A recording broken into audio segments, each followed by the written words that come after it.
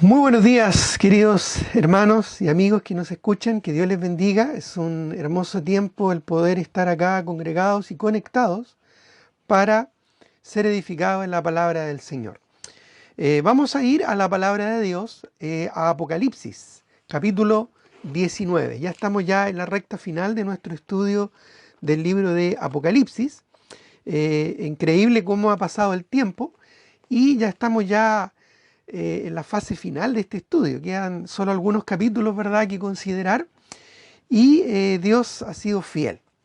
Nos ha permitido avanzar en este estudio. Lo hemos podido ir leyendo y analizando versículo a versículo, ya paso a paso, sin apuro, profundizando en algunos aspectos y aplicando otros aspectos de manera práctica también a nuestra vida. Así que realmente ha sido un lindo tiempo. Espero que lo hayan disfrutado tanto como yo lo he hecho. Ya a mí me fascina mucho estudiar y compartir la enseñanza de lo que aprendo, ¿verdad?, de la Escritura. Y de esa manera incentivar también el apetito por la palabra de Dios. La verdad es que ha sido un lindo tiempo de estudio, ya desde el 6 de septiembre del año pasado que comenzamos con este estudio hasta ahora, y Dios ha sido fiel. Y eso nos da una tremenda certeza y confianza de que va a seguir siendo fiel. Entonces mantengan ahí, por favor, en Apocalipsis 19. Ya solamente quiero dar inicio con un breve repaso de los capítulos, ¿no es cierto?, y del libro de Apocalipsis en cuanto al esquema que hemos visto hasta ahora de los eventos que han sucedido o que hemos visto, que hemos estudiado hasta acá. Bueno, en el primer capítulo nosotros vimos una visión gloriosa del Señor Jesucristo. Ahí se presenta Cristo como el Hijo de Dios glorioso, ¿verdad?, como Cristo resucitado, sentado a la diestra del Padre en toda su gloria. Y eso lo vimos en el capítulo 1. En los capítulos 2 y 3 vimos acerca de las 7 iglesias que estaban en Asia Menor y de las que el apóstol Pablo tenía relación y vínculo con estas iglesias. Los pastores de estas iglesias fueron a visitar al apóstol Juan, allá en la isla de Patmos, y él les entrega, ¿verdad?, esta carta a cada una de estas 7 iglesias allá en Apocalipsis. Eso lo vemos en los capítulos 2 al 3.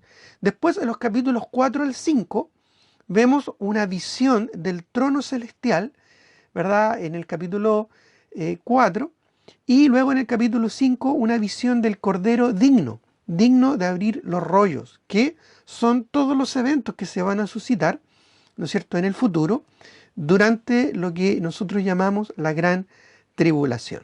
Y efectivamente, después de los capítulos 6 al 18, ¿verdad?, trata sobre estos eventos futuros que se van a desarrollar aquí en la tierra y que se refiere a los 7 años de gran tribulación, lo que también escatológicamente, el estudio de la profecía, se llama la semana 70 de Daniel o la 70ª semana de Daniel.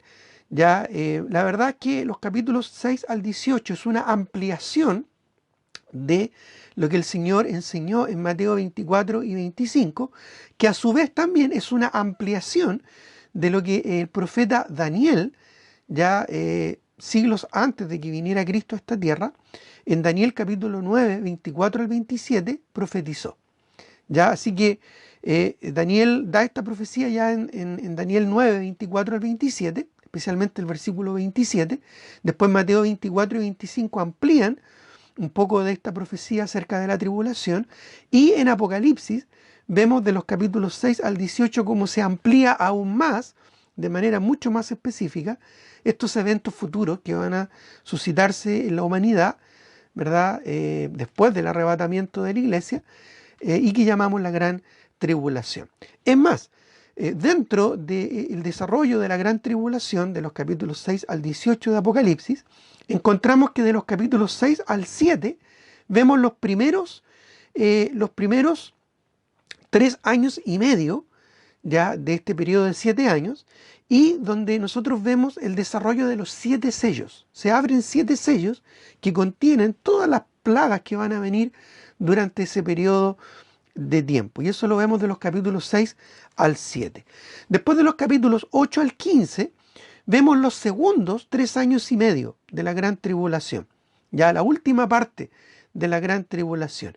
Y ahí, al comienzo de esos 3 años y medio, ya se abre el séptimo sello, que a su vez, ¿verdad?, da lugar a las 7 trompetas. Ya esto corresponde a la segunda mitad de la gran tribulación, capítulos 8 al 15 de Apocalipsis. Y después, de los capítulos 16 al 18, vemos probablemente los últimos meses ya de estos 3 años y medio de la segunda parte de la gran tribulación. Ya tal vez de los capítulos 8 al 15 vemos 3 años, y de los capítulos 16 al 18 los medio año, ¿verdad?, los 6 meses que quedan restantes. Y en ese periodo de tiempo se desarrolla lo que se denomina, ¿no es cierto?, la gran ira de Dios, o incluso también a veces se ha denominado la ira de Satanás, porque es un periodo de mucho quebranto donde se suscitan una tras otras las 7 últimas copas del juicio de Dios. Ya los últimos meses de la gran tribulación, tal vez el medio año que falta, ¿verdad?, de los tres años de la segunda parte, donde se desarrollan las 7 copas de ira. Eso lo vemos de los capítulos 16 al 18. Llegamos hoy al capítulo 19, ¿ya?, donde encontramos la segunda venida de Cristo en gloria, la cena de las bodas del Cordero y el inicio de un reino milenial, un reino de 1000 años, donde Cristo va a venir a esta tierra y va a reinar, ¿verdad?, literalmente sobre esta tierra, cumpliendo todas las promesas dadas a la nación de Israel. Ya, así que justamente eso es lo que vamos a hablar el día de hoy, ya la segunda venida de Cristo en gloria, después de los 7 años de tribulación.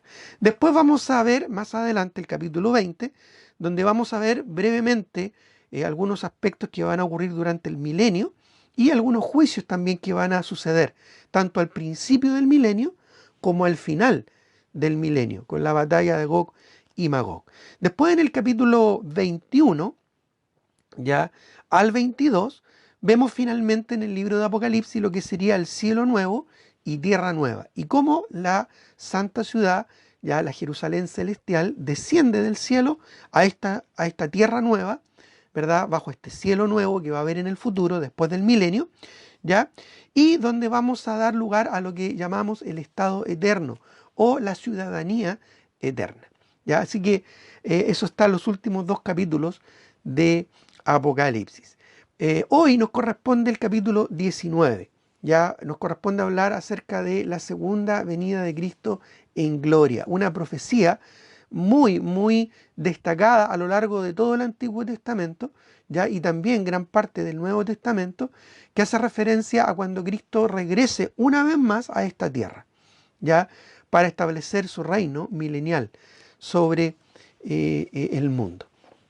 Ahora bien, después de este paneo, ¿verdad?, general, esta sinopsis general de los capítulos de Apocalipsis, ya cabe recordar también que entre medio de algunos de estos capítulos hay paréntesis, hay pausas, ¿verdad?, panorámicas que ahondan un poquito más en un tema, o en otros casos nos dan una visión un poquito más amplia, más contextual de lo que está pasando dentro de alguno de estos capítulos que relata la visión del apóstol Juan. Ya, como dije, hay varias pausas panorámicas ya entre medio.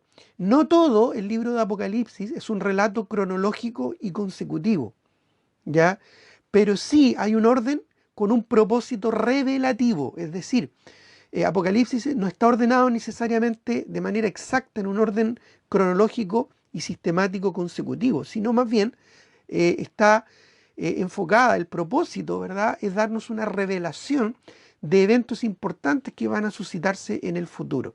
Ya, por eso es que entre medio encontramos también algunos paréntesis panorámicos, por ejemplo en el capítulo 7, o en los capítulos 10 al 11, o en los capítulos 12 al 14, donde ahí, por ejemplo, se nos mencionan los personajes principales que van a ver durante la tribulación. Así que en realidad lo que hace el apóstol Juan con el libro de Apocalipsis es algo magistral. Ya nos da una visión, ¿no es cierto?, panorámica, nos da una película muy panorámica de todos los eventos que van a ocurrir en el futuro. Ya a veces uno, cuando ve películas ya interesantes, películas, ¿verdad?, con una trama muy interesante. Muchas veces dentro de la película un personaje recuerda algo del pasado y en la película como que se vuelve, ¿no es cierto?, a retomar algo del pasado, o el personaje está anticipando algo del futuro, o simplemente el personaje está reflexionando acerca de eventos que están pasando a su alrededor. Ya lo que da un entendimiento más completo, ¿verdad?, de la trama de una película.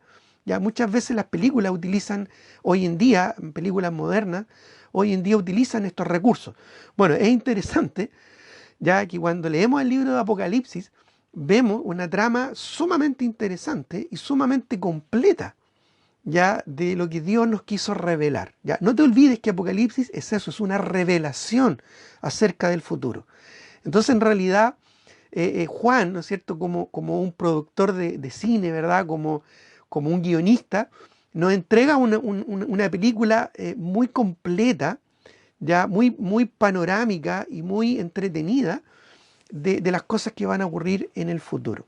Y aunque muchos de los temas que vemos en Apocalipsis son relacionados con juicio y con destrucción, ya hay algo que se mantiene a lo largo de todo el libro de Apocalipsis y que tiene que ver con la soberanía y el control de Dios sobre la humanidad y sobre lo que va a ocurrir en el futuro.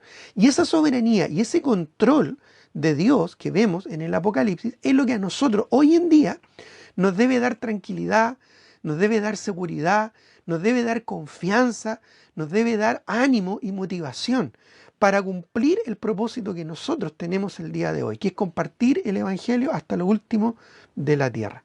Porque después que venga, ¿no es cierto?, el Señor en el arrebatamiento a buscarnos, ya no va a haber más oportunidad para aquellos que escucharon el Evangelio. Así que nuestra labor, nuestra tarea es sumamente relevante, sumamente importante, ¿verdad?, hoy en día. Bueno, vamos a Apocalipsis capítulo 19, ya en el versículo 1 en adelante vamos a ver, ¿no es cierto?, el desarrollo de lo que va a pasar al final de los 7 años de la gran tribulación. Ya, en primer lugar, vamos a ver un regocijo tremendo que se produce en el cielo, una fiesta celestial. Ya dice el versículo 1. Después de esto, ya obviamente todo lo anterior que tiene que ver con la tribulación, después de esto oí una gran voz, ya una gran voz de gran multitud en el cielo. Recuerda que en el cielo está la iglesia, están los ángeles, ¿verdad? Y están aquellos, ¿verdad?, que están alabando al Señor como los 24 ancianos y como los seres vivientes que están permanentemente adorando a Dios. Una gran multitud celestial, incluyendo, ¿verdad?, a los mártires de la tribulación, están allí alabando a Dios. Una gran multitud en el cielo que decía: aleluya, salvación y honra y gloria y poder son del Señor, ya Dios nuestro. Ahora, esto te puede parecer una alabanza muy, ¿verdad?, simple, pero en realidad contiene una verdad tremenda.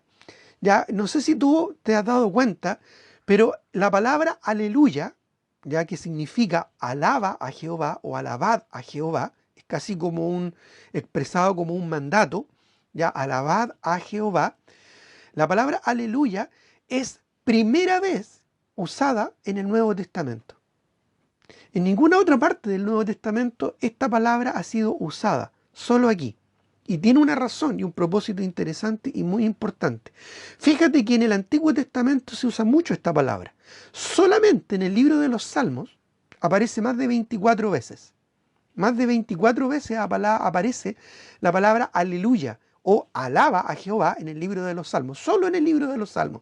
El resto del Antiguo Testamento aparece muchísimas más veces también esta palabra. Pero después del Antiguo Testamento ya esta palabra no vuelve a aparecer hasta acá. Y obviamente hay una razón importante de esto, porque debido a todo lo que ha ocurrido, o que va a ocurrir más bien en el futuro durante la tribulación, y lo que va a ocurrir ahora, simplemente no queda más que expresar alabanza a Jehová Dios, ¿verdad?, Todopoderoso. Alabad a Jehová. Dice, aleluya, salvación y honra, gloria y poder son del Señor Dios nuestro. Cuatro cosas que tienen que ver, ¿no es cierto?, con la grandeza de Dios. La salvación que Dios nos provee, la honra que solo Él recibe, la gloria que solo Él debe recibir y el poder, el control, la soberanía absoluta que Dios tiene sobre el futuro, sobre la historia humana, sobre nuestras vidas, sobre todo lo que va a suceder de aquí en adelante. Por lo tanto, se exalta a través de esta palabra la grandeza, la magnificencia de nuestro gran Dios. Aleluya, hermanos. Nuestro Dios Todopoderoso reina. Bueno, en el versículo 2 dice, porque sus juicios, y aquí menciona, ¿verdad?, una razón importantísima de esta alabanza, de esta adoración, ya de este mandato de alabar al Señor. Y la razón, declara acá el versículo 2, es porque sus juicios son verdaderos y justos. Tal vez tú, estudiando este libro de Apocalipsis, te has dado cuenta de muchos juicios terribles que van a caer sobre la humanidad. Bueno, una persona ignorante de las Escrituras podría decir que injusto es Dios, que castiga de manera tan terrible al ser humano. Pero en realidad no es que Dios lo esté castigando, simplemente el ser humano está cosechando lo que él mismo ha sembrado. Dios sigue siendo correcto y sigue siendo justo en todo lo que hace. Sus juicios son verdaderos y son justos. En Él no hay injusticia, ni hay mentira, ni hay engaño. Él es Dios justo y verdadero. Muchas veces nosotros, ¿verdad?, sufrimos en este mundo dificultades, enfermedades, problemas, ¿verdad? Y muchas de estas cosas son consecuencias de nuestros propios errores y aún de nuestros propios pecados cometidos durante nuestra vida. Ya una persona que abusó, ¿verdad?, del alcohol, después, ¿verdad?, cuando sufre de algún tipo de cirrosis, por ejemplo, tal vez no es un juicio de Dios, ni tampoco es una prueba de Dios, es simplemente una consecuencia natural, ¿verdad?, de haber abusado del alcohol. Bueno, muchas de las cosas que van a ocurrir durante la tribulación tienen que ver con una consecuencia normal y natural de cómo el hombre ha corrompido su naturaleza y el mundo que le rodea. Pero también hay juicios que tienen que ver con consecuencias espirituales, ya no solo directas de actos que hayamos hecho, ya, y eso van a ser los peores, porque tiene que ver con pecados internos, ¿no es cierto?, de nuestro corazón. La idolatría, por ejemplo, ya la impureza, la inmoralidad, son aspectos, ¿verdad?, que eventualmente van a tener un juicio también y una consecuencia natural. Dios ha establecido leyes en este mundo, como la ley de la gravedad, por ejemplo, como las leyes de la termodinámica, etcétera, etcétera. Bueno, en lo moral, en lo espiritual, Dios también ha establecido leyes, ya como la ley de la siembra y la cosecha. Todo lo que el hombre sembrare, eso también segará, dice el apóstol Pablo en el libro de los Gálatas. Dice que Dios no puede ser burlado, pues todo lo que el hombre sembrare, eso también segará. Dios siempre sigue siendo justo y siempre sigue siendo verdadero. Ahora, dentro de todo este contexto y dentro de lo que se suscita en el libro de Apocalipsis, un aspecto relevante que es destacado es la caída del sistema político, religioso y económico, ¿no es cierto?, del mundo, guiado por Satanás, y que la misma escritura lo relaciona con Babilonia, la llamada también gran ramera de los capítulos anteriores, ¿verdad? Eso lo vimos en el capítulo 17, la caída de la gran Babilonia religiosa, y en el capítulo 18 de Apocalipsis, la caída de la gran Babilonia política y militar. ¿Ya? Eso ya lo estudiamos en enseñanzas pasadas. Bueno, a esta gran Babilonia se le llama la gran ramera, ya, porque habla de su inmoralidad, habla de su idolatría, habla de su lascivia, de su concupiscencia, habla, ¿verdad?, de la maldad de su corazón, habla de la inmundicia, ¿verdad?, de la esencia de su alma. Bueno, en relación a la gran ramera o a Babilonia, aquí podemos ver dos aspectos importantes. Un aspecto literal, en el sentido de que la Babilonia geográfica, histórica, va a revivir, ¿ya?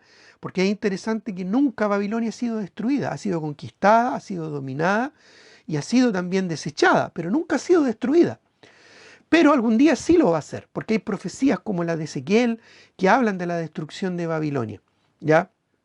De Jeremías, capítulo 28, me parece, capítulo 14 más bien, ya de Isaías, ya capítulos 50 y 51 de Jeremías, que hablan de la destrucción de la Babilonia geográfica.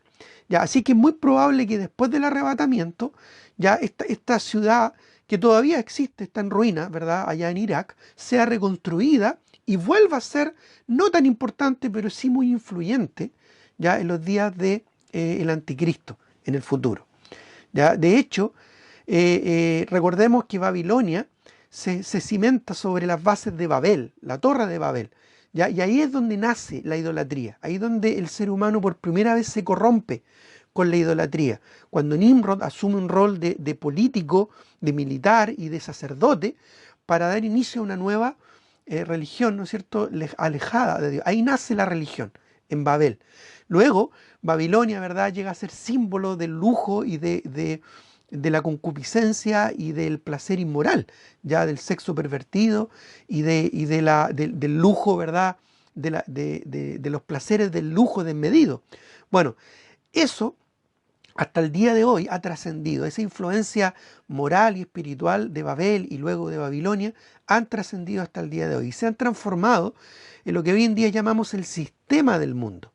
Ese sistema mundial ya también se relaciona con la Gran Babilonia, tanto en el capítulo 18 como en el capítulo 19. Solo que capítulo 17 como el capítulo 18. En el capítulo 17 habla de la Babilonia religiosa y en el capítulo 18 habla de la Babilonia política o militar, ya la Babilonia económica, el sistema económico. Ahora bien, como dije, por lo tanto, ahí Babilonia tiene dos aspectos. Un aspecto en relación al sistema, ¿no es cierto? Y otro aspecto en relación a la ciudad misma, literal, ya la ciudad geográfica de Babilonia. Algunas personas han relacionado a la Gran Ramera o a Babilonia con Roma o con Jerusalén, ya o con Egipto. Bueno, no es así. La Biblia no nos da ninguna razón para pensar de que tenga que ver con Roma. ¿Ya? Incluso algunos argumentan de que en Roma hay 7 colinas y por eso, ¿verdad?, hay 7 cabezas, ¿verdad?, que se relacionan con estas 7 colinas. Bueno, en realidad la Biblia habla de montes, no de colinas, que son palabras muy distintas en el original. Y además, Roma no tuvo la misma influencia en relación a la idolatría, ¿no es cierto?, que tuvo Babilonia. Si bien muchas veces se relaciona a Roma con la Iglesia Católica Romana, ¿ya? Bueno, es probable porque hay una influencia, pero tenemos que entender de que en aquel tiempo y en los tiempos de Juan, ya tenemos que entender de que aún, ¿no es cierto?, la Roma religiosa era algo para el futuro, ya lo mismo que lo que iba a hacer la iglesia romana.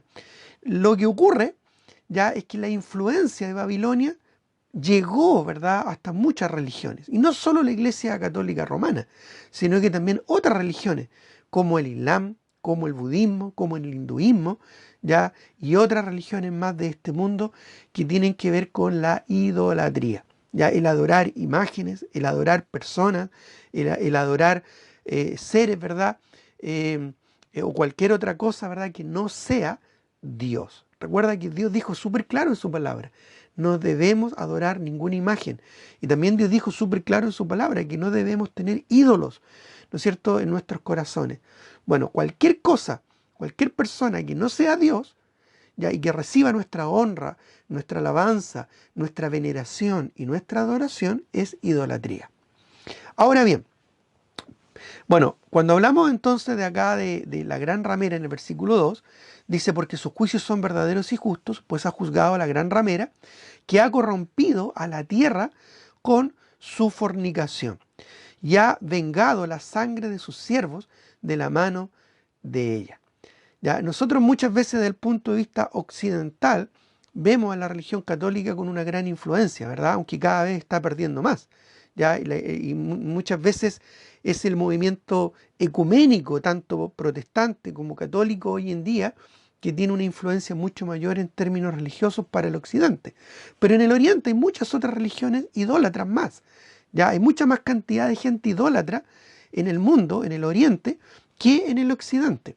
Ya, por lo tanto, lo que va a suceder en el sistema religioso de la Gran Tribulación es que va a ser un sincretismo de todo esto. ¿Ya? Probablemente parte importante de esta religiosidad, de esta religión pagana que va a haber, ¿no es cierto?, durante la tribulación, va a ser, ¿no es cierto?, el protestantismo. Ya a veces nosotros, ¿no es cierto?, vemos, juzgamos siempre hacia los demás. Muchas veces vemos, ¿verdad?, la paja en el ojo ajeno y no vemos la viga en nuestro propio ojo. Bueno, probablemente el protestantismo, el catolicismo, junto con el hinduismo, ¿verdad?, el islamismo, el budismo y otras religiones de este mundo se van a juntar ya en una especie de religión unificada, sincretista, ecuménica, ¿ya? Y lideradas por el falso profeta para, ¿no es cierto?, establecerse, ¿no es cierto?, como el heredero espiritual, por decirlo así, de Babilonia, de la influencia que tuvo Babel y Babilonia hasta el día de hoy en la raza humana. Ya, así que circunscribir, ¿no es cierto?, o limitar lo que va a ser esta iglesia pagana a una sola religión en particular no tiene mucho sentido, ¿no es cierto?, a la luz de lo que nos revela la Escritura. Pero lo que sí podemos establecer de este sistema político y religioso y económico, ya llamado la Gran Ramera, ya, o la Babilonia de Apocalipsis, es que ha corrompido toda la tierra con su fornicación. Y el juicio de Dios tiene que ver con la venganza de la sangre de sus siervos, de la mano de ella. Muchos han muerto, muchos creyentes han muerto bajo la persecución religiosa, ¿ya?, y política. Han muerto por el comunismo, por la religión, por muchas otras ideologías, ¿no es cierto?, de este mundo, y Dios va a vengar esa sangre inocente. Ya hoy en día siguen muchas personas muriendo ya bajo regímenes hinduistas, ya como en la India, o regímenes, ¿verdad?, musulmanes, ya como en Irak, por ejemplo. Por lo tanto, Dios algún día va a vengar toda esa maldad que nace del corazón del hombre y que se concentra, ¿verdad?, en este sistema religioso, político y económico mundial que va a gobernar, que va a influir, ¿no es cierto?, durante la tribulación. Ahora, el versículo 3 ya nos aterriza un poco a lo que es la Babilonia geográfica, pues dice algo literal, dice, otra vez dijeron aleluya. Ya el primer aleluya lo encontramos en todo el Nuevo Testamento en el versículo 1 y el segundo aleluya lo encontramos en el versículo 3. Dice, otra vez dijeron aleluya, alaba a Jehová. ¿Ya? Y luego añade, y el humo de ella, de esta Babilonia geográfica, esta ciudad de Babilonia que va a ser reedificada, va a resurgir ya en aquellos días, y el humo de ella sube por los siglos de los siglos. Probablemente ya esta ciudad va a ser destruida milagrosamente por Dios, como lo fue Sodoma y Gomorra, para siempre, y el humo ya de todos sus depósitos de petróleo, de gas, que son muy abundantes en aquella zona, van a permanecer encendidos todo el milenio, como un recordatorio del justo juicio de Dios. ¿Ya? Por lo tanto, debemos alabar a Jehová, es lo que está diciendo este pasaje, este versículo. Ahora, es importante también entender de que el Señor no va a venir a la tierra ya antes que primero sea destruida la Babilonia, tanto geográfica, ya porque es una profecía, como la Babilonia ya espiritual, es decir, el sistema político, religioso y económico que guía al anticristo, ya para alejar al ser humano de Dios. ¿Ya? Cristo no va a venir a la tierra a reinar hasta que Babilonia, tanto en cuanto a su sistema como en cuanto a la ciudad profética geográfica de Babilonia ya en Irak, ya sean completamente destruidas. Esto es bien importante, ya porque tienen que cumplirse ciertos eventos para la segunda venida de Cristo. Y este es uno de esos eventos que se tiene que cumplir. ¿Ya? Ahora, ojo, aquí estamos hablando de la segunda venida de Cristo en gloria, al final de los 7 años de gran tribulación. Por lo tanto, el resurgimiento de Babilonia y su posterior destrucción después de la tribulación es algo en el futuro, ¿ya? Y es algo que viene muy, muy, muy posterior, muy después al arrebatamiento. Por lo tanto, para el arrebatamiento de la iglesia no hay ninguna profecía que ya no se haya cumplido. Todas las profecías ya que tienen que ver con la iglesia o que de alguna manera tienen que cumplirse antes de que venga Cristo en el arrebatamiento, ya se cumplieron, ¿ya? Pero después del arrebatamiento de la iglesia, ya se van a suscitar un montón de otras profecías durante la tribulación y al final de la tribulación, como esta, ya, para que luego Cristo pueda regresar nuevamente, pero esta vez regresar en gloria y majestad. Es decir, regresar a la tierra, aquí, para establecer su reino milenial. Es decir, Cristo no puede venir en su segunda venida de Cristo en gloria hasta que se haya suscitado la aparición del anticristo, los 7 años de tribulación y la caída de Babilonia, ¿ya? Así que eso también nos da una tremenda certeza y una seguridad de que Cristo, ¿no es cierto?, va a cumplir con sus promesas, con su palabra empeñada. Ahora, sigamos en el versículo 4. Dice, y los 24 ancianos y los 4 seres vivientes se postraron.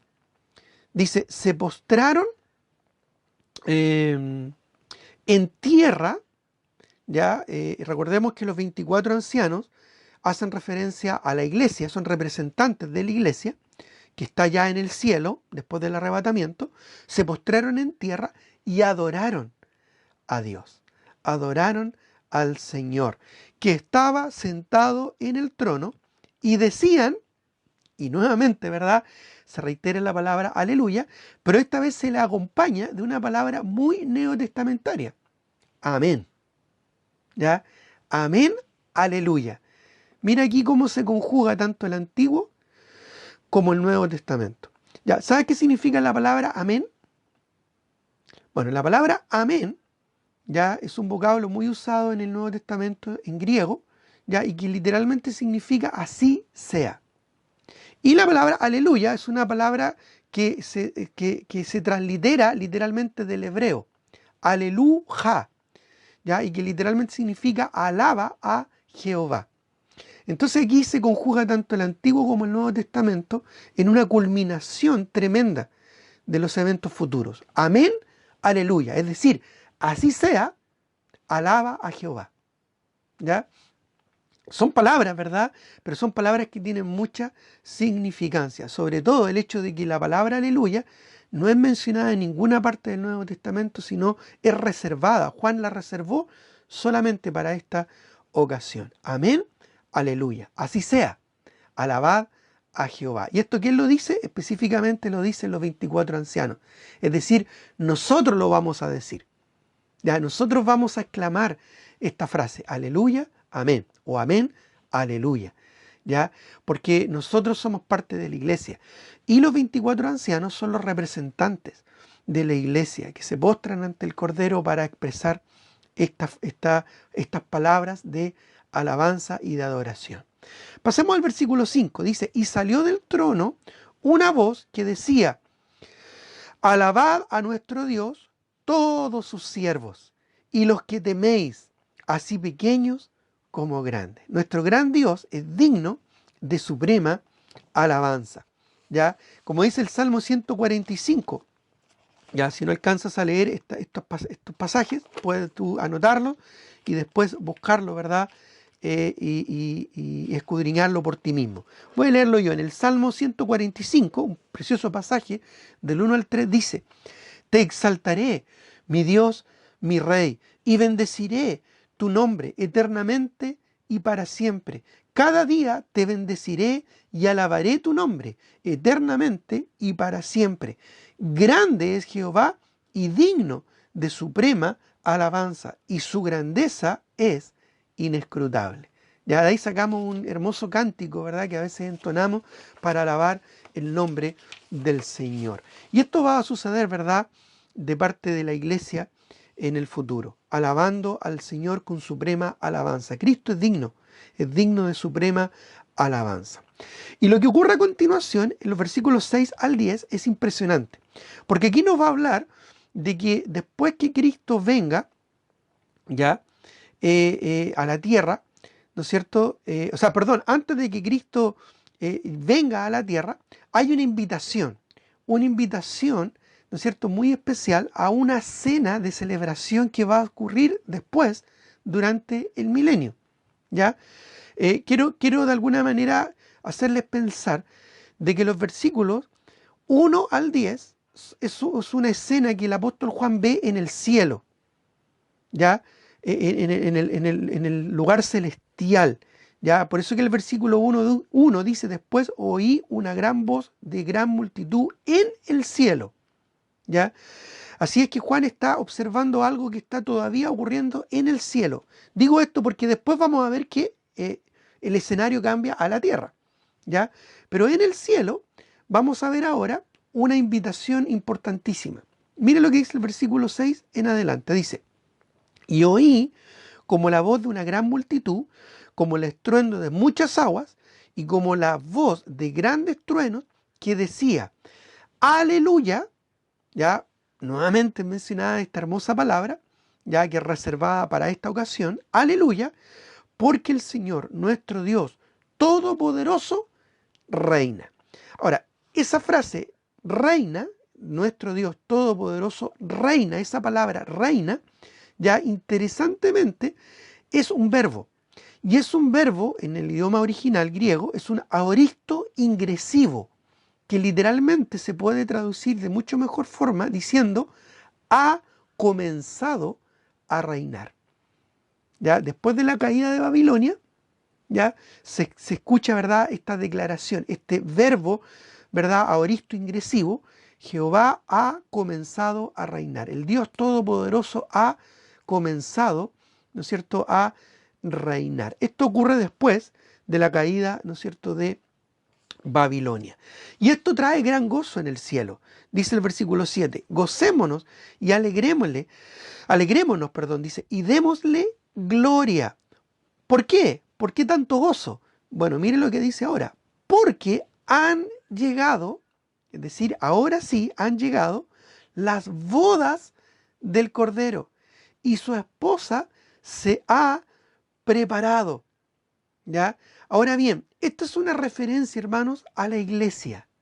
Recuerda que la iglesia no ha sido mencionada aquí en el libro de Apocalipsis desde el capítulo 3 hasta ahora, porque la iglesia no va a pasar por los capítulos, ¿verdad?, 6 al 18, que tiene que ver con la tribulación.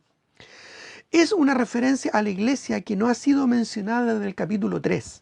¿Ya? Más bien del capítulo 4, versículo 1, cuando habla de esta puerta abierta en el cielo, que probablemente hace referencia al rapto, ¿verdad?, cuando la iglesia llega, ¿no es cierto?, a la presencia del Señor. Y esto nos da claramente una señal, ¿no es cierto?, estratégica de que la iglesia no estará durante la tribulación, porque no es mencionada. En los capítulos, ¿no es cierto?, 4 y 5 habla de una visión del trono, pero después de los capítulos 6 al 18 trata sobre el tema de la tribulación. Y en ninguna parte de esos capítulos es mencionada la iglesia hasta ahora, ¿ya? Y se refiere a ella en cuanto a las bodas del Cordero. Las bodas del Cordero será la unión espiritual y celestial de Cristo y de su iglesia, que ya fue purificada en el tribunal de Cristo.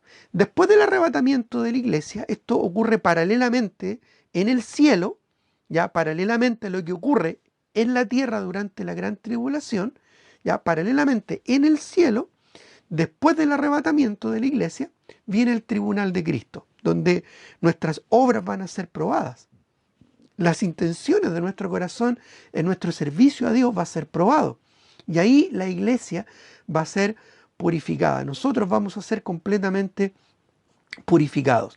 Y después de ese evento, el tribunal de Cristo, ya viene la boda entre Cristo y su iglesia.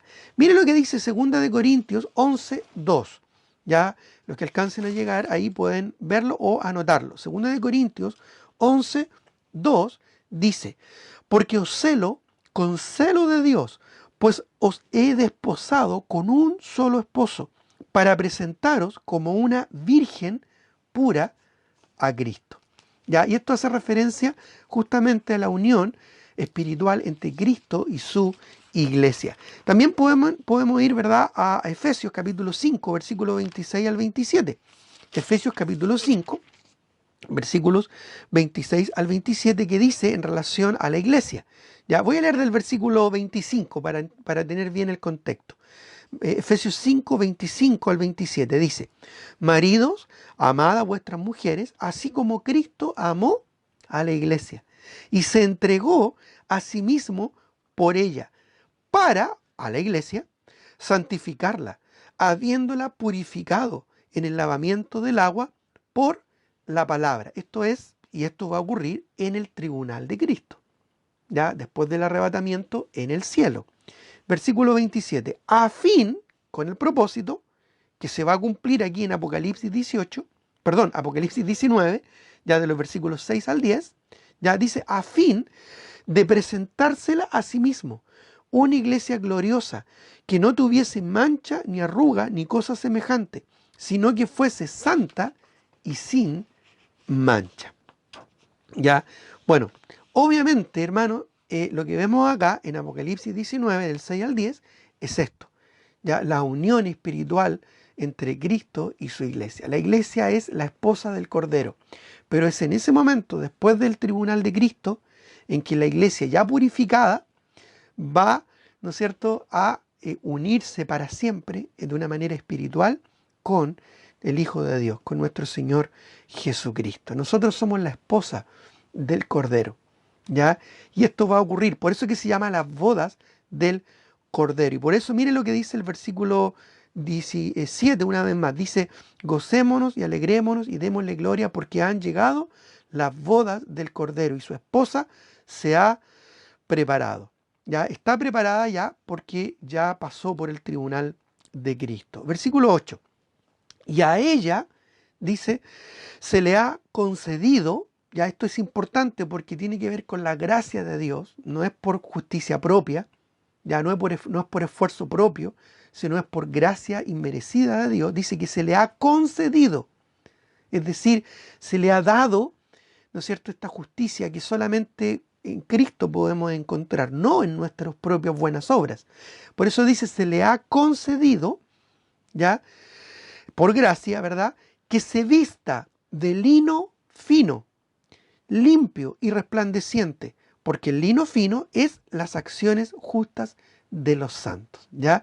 Es decir, se le ha permitido, se le ha concedido por gracia, no por mérito, sino por gracia, que se vista de lino fino, ya que habla, ¿verdad?, de pureza, limpio, que habla de santidad, resplandeciente, que habla de gloria, porque el lino fino es las acciones justas de los santos. Es decir, justicia, santidad, pureza y justificación por la obra redentora de Jesucristo.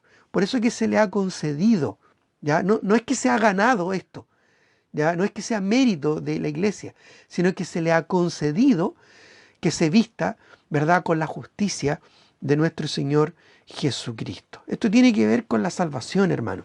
Ya Cristo nos salvó, nos justificó, nos redimió, nos santificó, nos purificó por sus méritos al morir allá en la cruz del Calvario. Ya se nos imputa a nuestra vida, ya se nos ha imputado la justicia de Cristo. Cristo fue justo, el justo murió por los injustos, para darnos justicia de Dios en Cristo, en Él, dice la palabra del Señor. Por eso es que a esta novia se le concedió este vestido, ¿verdad?, blanco y resplandeciente, puro, justo y santo, ¿verdad?, por la justicia de Cristo. Versículo 9. Y el ángel, ya la misma voz del versículo 5, el ángel me dijo, escribe, bienaventurados. Y esto es bien importante, si tienes ahí en tu Biblia, subráyalo, esa frase, esa palabra, bienaventurados, ¿ya? Los que son llamados. Es bien importante esto, porque esto es una frase muy trascendente a la luz escatológica, ya a la luz del estudio de las cosas futuras. Dice, bienaventurados los que son llamados a la cena de las bodas del Cordero, ¿ya? Y dice, me dijo, estas son palabras verdaderas de Dios. Ahora, estos bienaventurados que son llamados o que son literalmente invitados, esa palabra llamados en el original tiene que ver con la idea de llamar, de invitar, ¿no es cierto?, de una manera intensa a alguien, es un llamado, no es simplemente algo general, no, la palabra acá en el original implica una invitación, ¿verdad?, un llamado específico de estos bienaventurados. Estos bienaventurados son los santos del Antiguo Testamento y los mártires de la segunda mitad de la gran tribulación. Porque los mártires de la primera mitad de la gran tribulación van a ir a la presencia del Señor. Pero los mártires de la segunda mitad de la gran tribulación también van a ir a la presencia del Señor.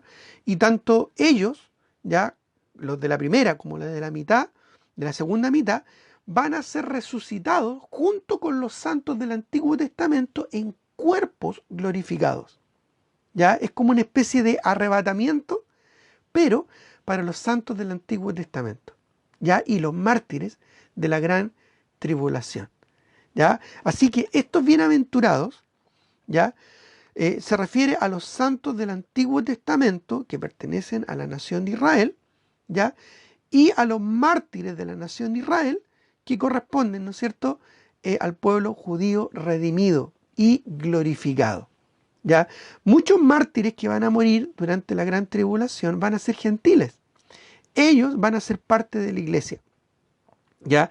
Pero los mártires judíos que mueran durante la gran tribulación van a ser parte, ¿ya?, de esta resurrección, ¿ya?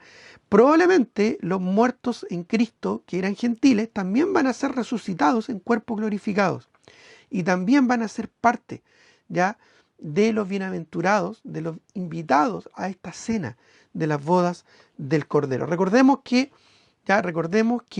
la iglesia, la boda del Cordero, se refiere a la unión espiritual entre la iglesia y Cristo, ¿ya? Y aquí los bienaventurados básicamente son los santos del Antiguo Testamento, tanto gentiles como judíos, invitados a participar de esta fiesta, de esta celebración, ¿no es cierto?, que va a ocurrir pronto, ya esta es la invitación solamente, que va a ocurrir pronto, ya al comenzar el milenio. Y va a ocurrir aquí en la tierra. Va a ser una celebración literal ocurrida aquí en la tierra. Esta invitación en este momento se está haciendo desde el cielo, ¿ya? Desde el cielo. Por eso dice ya el versículo 10, y yo me postré, está hablando de Juan el apóstol, me postré en sus pies para adorarle, a este ángel que daba esta noticia tan importante y tan impactante. Ahora, ¿por qué Juan se arrodilla a adorar? Bueno, porque lo que está diciendo aquí el ángel ya es el cumplimiento de toda la profecía y la esperanza que tenían los judíos en su resurrección.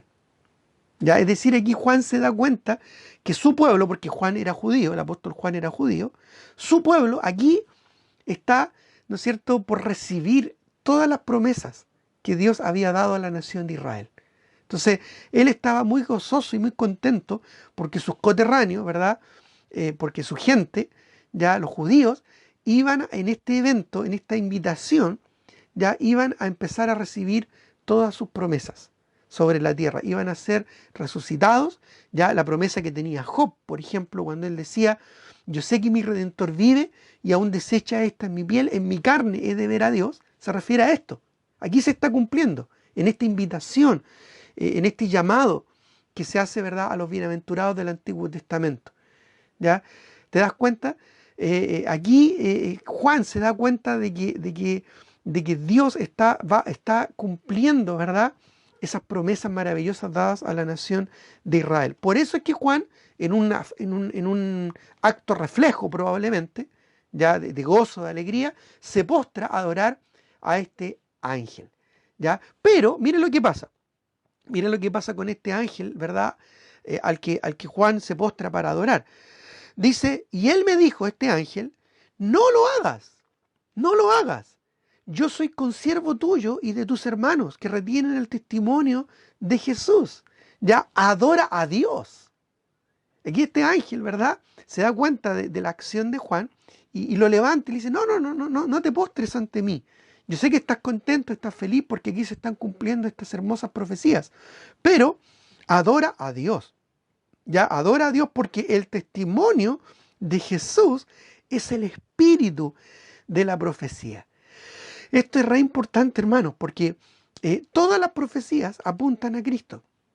Todas las profecías del Antiguo Testamento de alguna manera apuntan a este momento.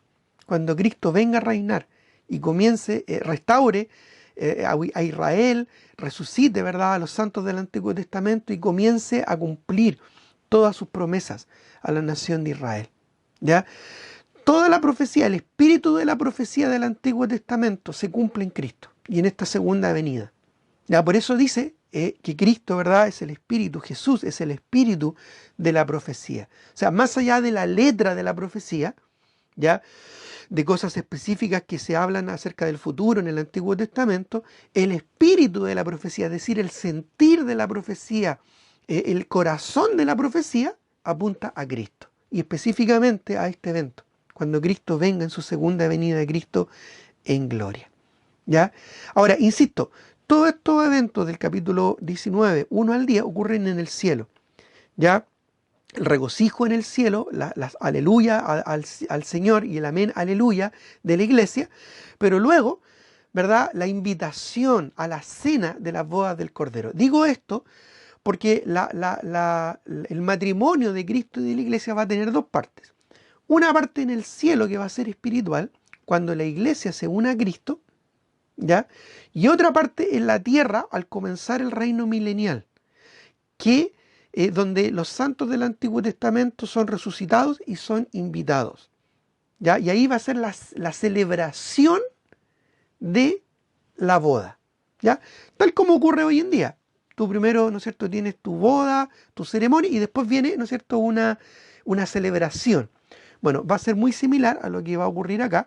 Primero va a ser la boda en el cielo con la iglesia y después aquí en la tierra ya va a hacer la cena de las bodas, la celebración, la fiesta, por decirlo así, de las bodas. Y interesantemente, las fiestas judías, ya de bodas, en el Antiguo Testamento y en el Nuevo también, duraban varios días. Bueno, aquí va a durar 1000 años esta fiesta. Ya va a durar 1000 años esta celebración, que va a ser el reino milenial de Cristo sobre la tierra. Ya, así que en realidad Cristo, el Hijo de Dios, el Hijo del Padre, se casa, ¿verdad?, con la iglesia en el cielo. Luego, antes de descender a la tierra, se hace esta invitación, ya que implica la resurrección de los santos del Antiguo Testamento y de los mártires de la tribulación. Y después de los versículos 11 en adelante, ya aquí en la tierra, ya Cristo empieza a reinar, ¿no es cierto?, por 1000 años. Se termina la gran tribulación, comienza el reino milenial, ¿ya? Y empiezan a cumplirse las profecías dadas a la nación de Israel. Y se inicia el milenio probablemente con una tremenda fiesta de celebración, una cena maravillosa, que van a ser la cena de las bodas del Cordero, donde los bienaventurados, los invitados del Antiguo Testamento, van a participar también en cuerpos glorificados. ¿Ya? Así es que lo que está pasando aquí es tremendo. Mírenlo por favor ahora lo que dice el versículo 11. Porque aquí, ¿qué es lo que pasa? Retrocede un poquito la historia, ¿ya? Porque recuerda, esto está ocurriendo en el cielo, ¿ya? Esta fiesta celestial, esta invitación celestial está ocurriendo en el cielo. Pero aquí en la tierra, ¿ya?, todavía hay un evento cúlmine, el broche de oro o el momento final de la humanidad aquí en la tierra. Pues dice, entonces vi el cielo abierto, y la verdad es que pocas veces se menciona esto del cielo abierto. Recién en el capítulo 4 se mencionó hasta ahora el cielo abierto, y tiene que ver con la segunda venida de Cristo en gloria. ¿Ya? La segunda venida de Cristo en gloria es lo que vemos acá cuando dice el cielo abierto. Y he aquí un caballo blanco, y el que lo montaba se llamaba Fiel y Verdadero. ¿Quién es este personaje fiel y verdadero? Bueno, anótalo por ahí, no lo vamos a buscar, pero es el mismo Señor Jesucristo. Por ejemplo, en el capítulo 1 de Apocalipsis, versículo 5, y en el capítulo 3, versículo 7, hace referencia a estos mismos epítetos, ¿verdad? Fiel y verdadero. Ya pueden anotarlo, no lo vamos a buscar ahora. Apocalipsis 1, 5 y Apocalipsis 3, 7, refiriéndose a Jesucristo, fiel y verdadero, que con justicia, dice, y con justicia juzga y pelea. ¿Por qué menciona aquí una pelea? Porque efectivamente lo que vamos a ver a continuación es la pelea que pone final, o la batalla que pone final a la gran tribulación. ¿Ya? Dice el versículo 12, sus ojos, está hablando todavía del Señor Jesucristo, eran como llama de fuego. Esto habla de la omnisciencia del Señor Jesucristo. Y había en su cabeza muchas diademas, muchas coronas. Diadema significa corona, ¿ya?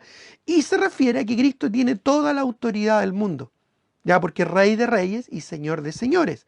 Toda la potestad, es decir, todos los reinos del mundo, todos los imperios del mundo, se concentran ahora en una sola persona, que tiene una autoridad suprema, y que es el Señor Jesucristo. Por eso que son muchas diademas, muchas potestades sobre su cabeza.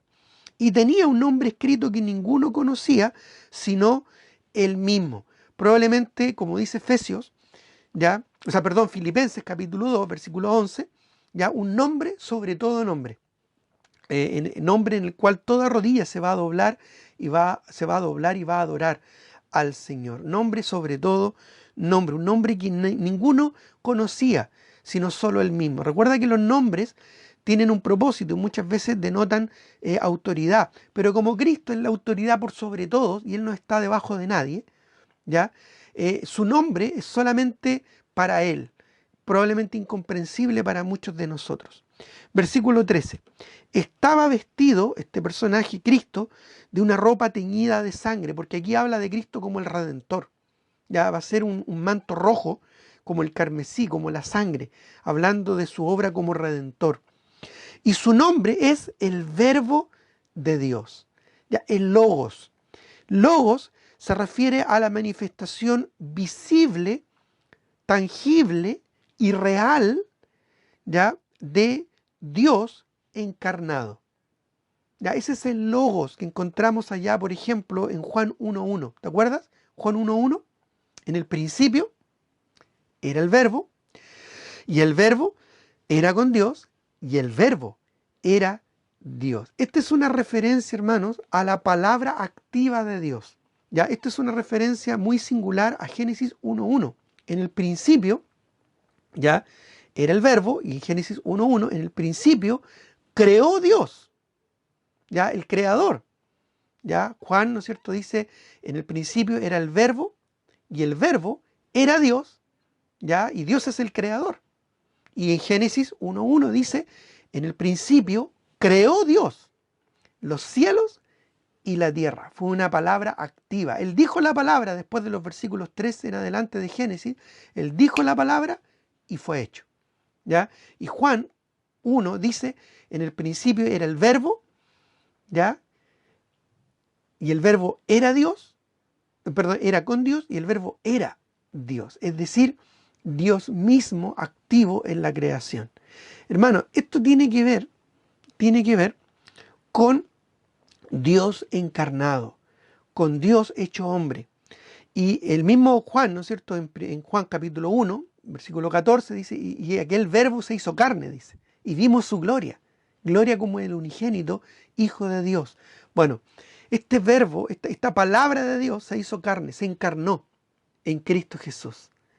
Por lo tanto, aquí está hablando, ¿no?, está hablando del Señor Jesucristo, el verbo de Dios, la manifestación visible de Dios. También en Primera de Juan, no solo en Juan 1, sino en Primera de Juan, porque Juan habla mucho acerca de esto. Parece que él quedó muy impresionado con este concepto del verbo. Miren lo que dice Primera de Juan 1.1. Ya, esto sí, si alcanzas a buscarlo, si no, lo anotas. Primera de Juan 1.1 dice lo que era desde el principio. Nuevamente vuelve al inicio, ya al principio, ya de todo. Lo que era desde el principio, lo que hemos oído, lo que hemos visto con nuestros ojos, lo que hemos contemplado y palpado en nuestras manos tocante al verbo de vida, es decir, a la palabra, ¿no es cierto?, encarnada de Dios. Porque la vida, dice el verso 2, fue manifestada y la hemos visto y testificamos y os anunciamos la vida eterna, la cual estaba con el Padre y se nos manifestó. ¿Te acuerdas de Juan 1? Juan 1:1. En el principio era el verbo y el verbo era con Dios. ¿Te acuerdas o no?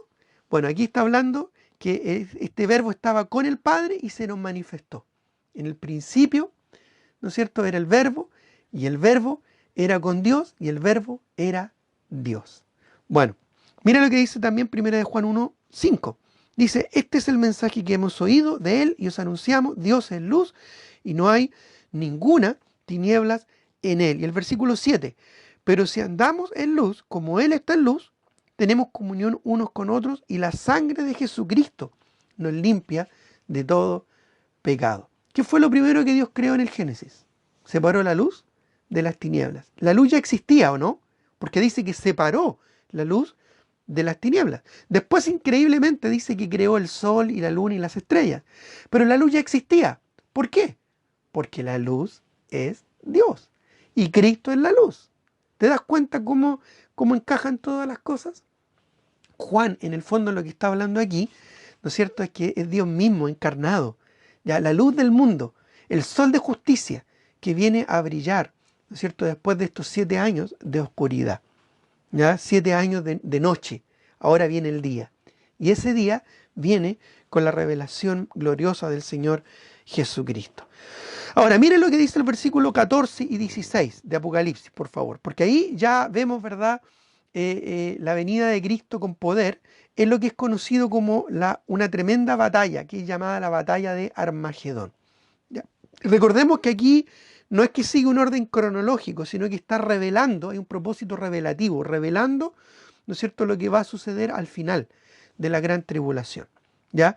Ahora, el versículo 14 dice, y los ejércitos celestiales, vestidos de lino finísimo, blanco y limpio, ¿ya? ¿A quién se refiere este ejército?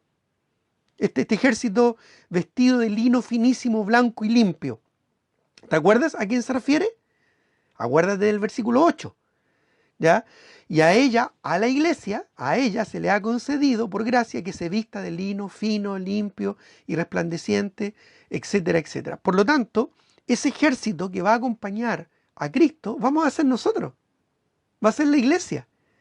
Va a ser la iglesia en su vestido de novia, por ilustrarlo de alguna manera, junto con Cristo, ¿no es cierto?, descendiendo a la tierra. Ahora, dice el versículo 15 una vez más, 14, perdón, dice una vez más, dice, y los ejércitos celestiales vestidos de lino finísimo, blanco y limpio, le seguían en caballos blancos, ¿ya? ¿Alguno de ustedes aún no ha montado caballo? Bueno, si nunca has montado caballo, no te quepa la menor duda de que en el futuro vas a venir en un caballo. Ahora, el Señor, no te preocupes, el Señor te va a enseñar a manejar el caballo y todo, así que no tengas temor, ¿ya? Pero interesantemente vamos a venir en caballos blancos, ¿verdad?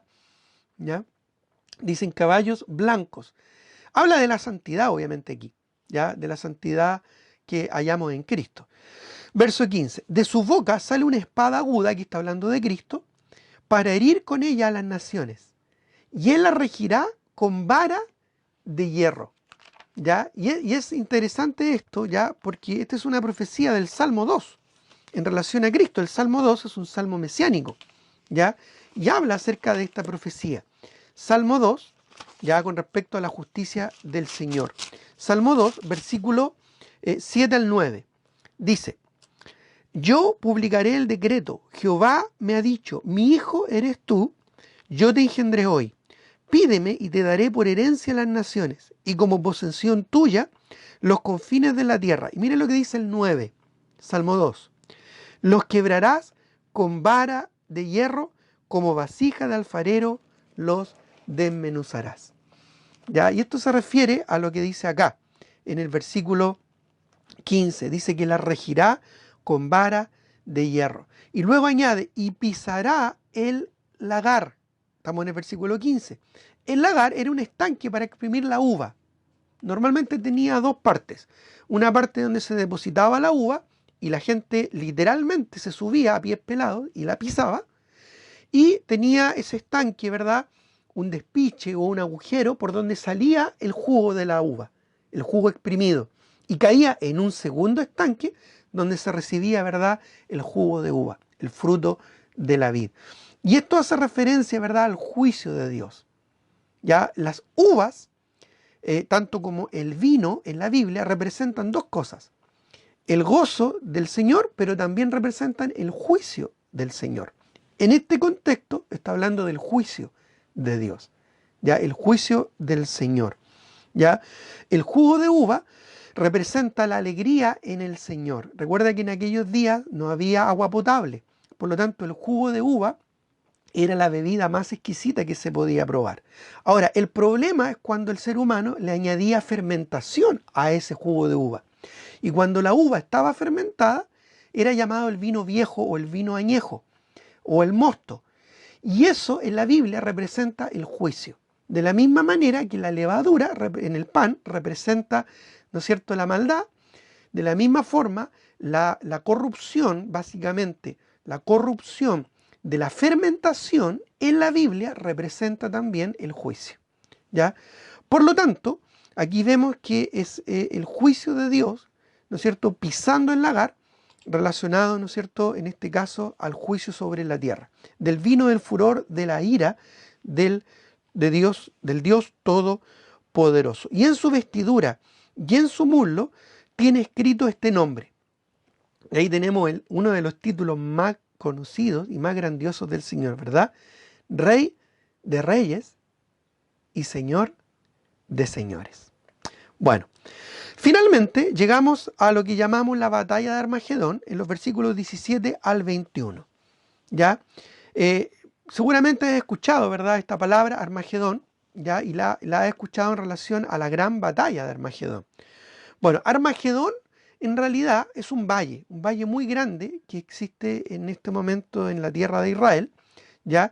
Y que también en distintas partes de la Escritura es llamado el valle de Jezreel, el valle de Josafat, el valle de Armagedón, o también llamado el valle de Megido, porque todas estas zonas, por decirlo así, son parte de un valle muy grande, en la parte suroeste del mar de Galilea, ¿ya? Del mar de Genesaret actualmente, ¿ya? Del mar de Tiberias, ¿no es cierto?, al suroeste, y que se prolonga incluso por toda la franja del sur del mar de Galilea hasta, ¿no es cierto?, su parte oriental, es decir, hacia el este, desde el oeste hacia el este, ya hacia el sur del mar de Galilea. Un lugar muy grande, ¿no es cierto?, un valle muy grande, ya, que está rodeado de cerros. Y en una de sus partes principales, más hacia el norte, está el monte, ¿no es cierto?, o la colina de Megido, ¿ya? Y toda esa zona es conocido como Armagedón, el valle de Josafat, el valle de Jezreel o el valle de Megido, ya lo que conocemos como Armagedón. Por eso es que se llamaba la batalla de Armagedón. Y aquí, en este lugar, se concentrará la gran batalla que pondrá final a la gran tribulación. Ahora, a propósito, es incorrecto decir que esta es la última gran batalla, porque no lo es, ¿ya? Muchas personas que son ignorantes de la Escritura piensan de que la batalla de Armagedón es la última gran batalla de la humanidad. Incluso algunos le han llamado la Tercera Guerra Mundial. Bueno, la verdad es que esta no es la última batalla. Queda todavía otra batalla más, ya que va a ocurrir al final del milenio, ya que es la batalla de Gog y Magog. Pero esta sí es la batalla que pone final a los 7 años de gran tribulación. ¿Ya?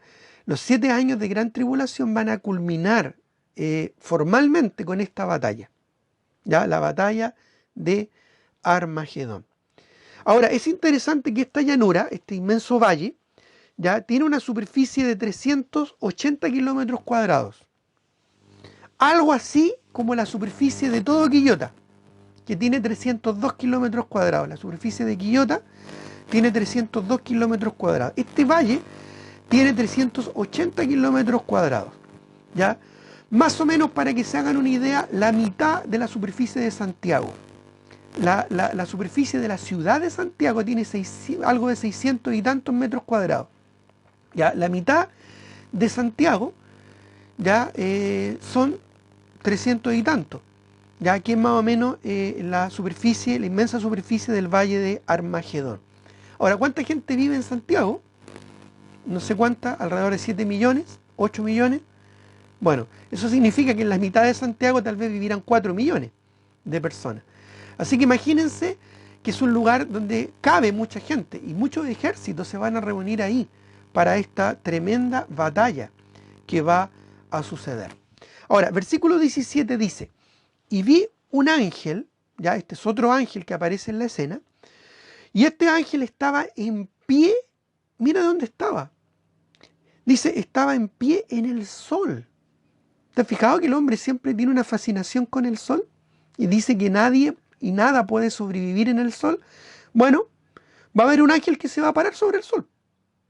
Ya, se va a poner de pie en el sol.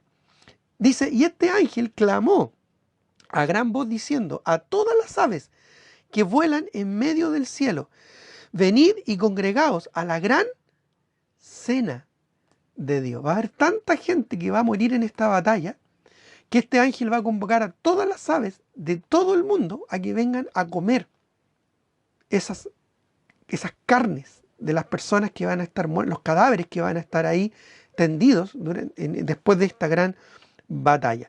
Ahora, esta batalla no va a durar mucho, no va a ser tan terrible, ¿ya? ¿Sabes por qué? Porque el Señor con su sola palabra los va a matar, ¿ya? La palabra del Señor es como espada de dos filos. Y dice que el Señor venía con una espada en su boca, ¿ya? Venía con una espada que salía de su boca. El versículo 15 dice, de su boca sale una espada aguda para herir con ella a las naciones, y él la regirá con vara de hierro. Su sola palabra va a eliminar a todos estos ejércitos y los va a destruir. Así que en realidad nosotros no vamos a pelear. Vamos a venir con el Señor a esta pelea en caballos blancos, pero no vamos a entrar en combate. Solamente vamos a ser observadores, ¿ya? Así que lo siento si tenían ganas ahí de pelear, ¿no es cierto? Y blandir una espada, cuánto lo siento, porque la sola palabra de Cristo va a ser suficiente, ¿ya? Todas estas personas van a morir y este ángel convoca a todas las aves de todo el mundo, ¿ya? Para que vengan y se reúnan, ¿no es cierto?, a comer. Va a ser un espectáculo probablemente terrible, ¿ya? A comer las carnes de las personas. Ahora, esta es una cena terrible, muy distinta a la cena de las bodas del Cordero, ya que encontramos en el versículo 7. Ya esta celebración, ¿no es cierto?, de la unión entre Cristo y su iglesia, al cual tanto los judíos del Antiguo Testamento como los santos, los mártires de la tribulación, van a poder participar y están invitados, ¿ya? Son cenas diferentes, por supuesto. Ahora, mire lo que dice el versículo 18. Dice, para que comáis carnes de reyes y de capitanes, y carnes de fuertes, carnes de caballos y de sus jinetes, y carnes de todos, libres y esclavos, pequeños y grandes. Estos son ejércitos del norte, del sur, del este, del oeste, que estarán reunidos para luchar, ya en ese lugar. Versículo 19. Y vi a la bestia. ¿Se acuerdan quién era la bestia? La bestia era el anticristo. Dice, y vi a la bestia que fue apresada en esta batalla. Y con ella, junto con el anticristo, el falso profeta, este líder religioso de esta iglesia, ¿verdad?, ecuménica, sincretista, de Apocalipsis 17 y Apocalipsis 18. Dice, y el falso profeta, que habían hecho delante de ella, el falso profeta, las señales con las cuales había engañado a los que recibieron la marca de la bestia y habían adorado su imagen. Estos dos fueron lanzados vivos dentro de un lago de fuego que arde con azufre. Estos son los primeros habitantes del infierno, ¿ya? Hoy en día, cuando un incrédulo, cuando un inconverso muere, va a un lugar de tormento, a la espera de ser lanzado algún día al lago de fuego, que es el infierno bíblico. Estas son las dos primeras personas que habitan este lugar, el infierno bíblico, ¿ya? Ahora bien, Cuando ocurre esta batalla, la batalla de Armagedón, ¿ya? En esta batalla, los ejércitos primero se van a reunir a pelear contra el anticristo. Van a haber problemas políticos, ¿no es cierto? El anticristo se le va a escapar el poder de las manos. Y todos estos ejércitos del norte, del sur, del este y del oeste se van a reunir para batallar contra el anticristo. Luego van a pelear entre ellos, ¿ya? Y finalmente, Cristo va a aparecer sobre la tierra, en su segunda venida de Cristo en gloria. Y ahí todos estos ejércitos se van a unir para pelear contra el Señor Jesucristo, pero el Señor Jesucristo, con su sola palabra, los va a destruir y los va a vencer. Y una vez que destruya todos estos ejércitos, va a tomar al anticristo, va a tomar al falso profeta y los va a lanzar al lago de fuego, al infierno eterno, al infierno bíblico revelado en la Escritura. Y versículo 21 añade, y los demás, los que estaban ahí en ese momento, fueron muertos con la espada que salía de la boca del que montaba el caballo, y todas las aves se saciaron de las carnes de ellos. Se refiere a la sola, poderosa y autoritativa palabra del Señor que va a destruir de una a todos estos ejércitos. Así que aquí tenemos una tremenda película, ¿verdad? Un tremendo panorama de lo que va a ocurrir en el futuro, donde Cristo finalmente va a vencer, ¿no es cierto?, a sus enemigos y los va a poner bajo el estrado de sus pies, como dice 1 Corintios capítulo 15.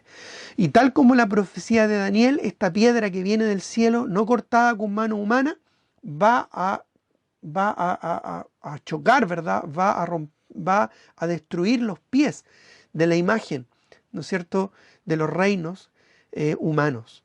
Y finalmente, ¿verdad?, Cristo va a comenzar a reinar, se va a transformar en un gran monte que va a comenzar a reinar durante su reino milenial. Aquí, en este solo capítulo, hermano, capítulo 19 de Apocalipsis, se cumplen muchas profecías dadas en el Antiguo Testamento. Solamente acá. Y además, lo interesante es que se conjugan con muchas cosas proféticas que tienen que ver con nosotros, con la iglesia. Las bodas del Cordero, ¿ya?, en la que nos vamos a unir con Cristo, y la invitación a la celebración de estas bodas que va a ser aquí en la tierra, ¿ya? La invitación a la cena de las bodas del Cordero, ¿ya?, donde se invita a los santos del Antiguo Testamento y a los mártires de la gran tribulación. Por eso es que al comienzo, ¿no es cierto?, se conjugan estas palabras, amén, aleluya, ¿ya? Expresiones tanto del Antiguo como del Nuevo Testamento. Se conjugan aquí para alabar a Dios que tiene el control y que tiene todo planeado de aquí en adelante. Muy bien, hermanos, sin duda de que hasta aquí hemos avanzado ya bastante en este estudio. Sin duda de que ha sido interesante todo lo que hemos aprendido, pero esto también tiene que tener un aspecto práctico en nuestra vida. ¿De qué manera nosotros estamos sometidos al control del Señor? El Señor tiene el control de todo. Si te has dado cuenta, Él tiene el control del pasado, del presente, y aún tendrá el control también en el futuro. Pero Él tiene el control en tu vida. ¿Estás dejando que Él sea el Señor de tu vida en el día a día? El Señor nos dejó un mandato muy importante: predicar el Evangelio a toda criatura y hacer discípulos a todas las naciones.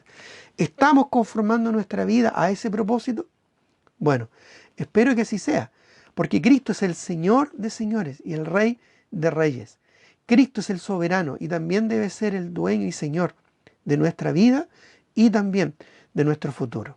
¿Estás rendido a Cristo? ¿Realmente Cristo es tu Señor? No solo tu Salvador, sino tu Señor. Bueno, deja que Él tome el control de tu vida. Así como Él tiene el control de lo que va a ocurrir en adelante, que Él también tenga el control de tu día a día, de tus decisiones, de tus actitudes, de tus conductas, de tus pensamientos, de tus palabras y de lo que vas a hacer de aquí en adelante para la gloria del Señor. Muy bien, hermanos, muy bien, amigos, que el Señor les bendiga. Espero que este estudio siga siendo de provecho y bendición para cada uno de ustedes y nos vemos en una próxima oportunidad. Un abrazo a todos y saludos. Que el Señor les bendiga.